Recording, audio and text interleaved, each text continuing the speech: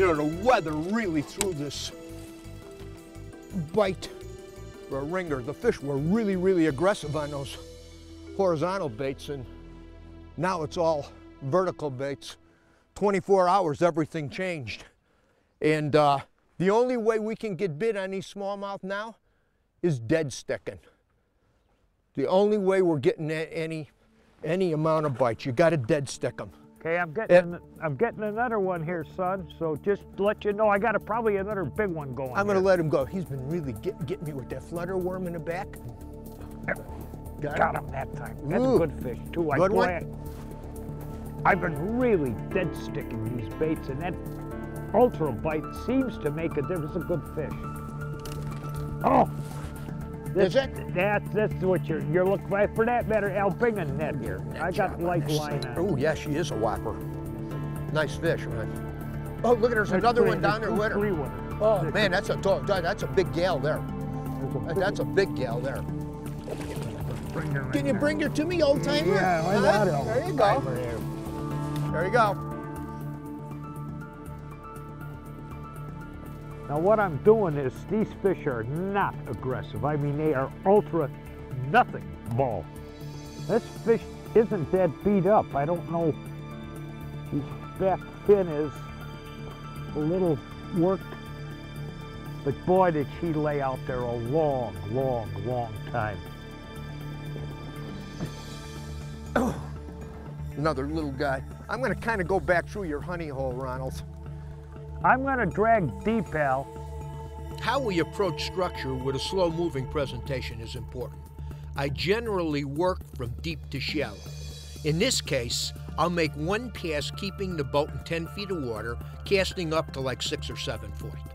I'll slowly crawl my bait back to the boat. Ron a lot of times drags his lure directly behind the boat, covering water anywhere from, say, 8 to 10 foot.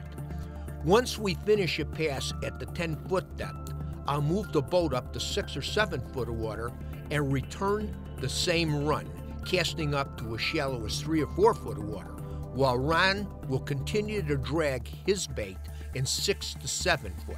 Straining the water column like this is a good way to turn negative fish into biters while fishing fairly aggressive. Hey, you want to fish slow, but you want to do it as fast as possible.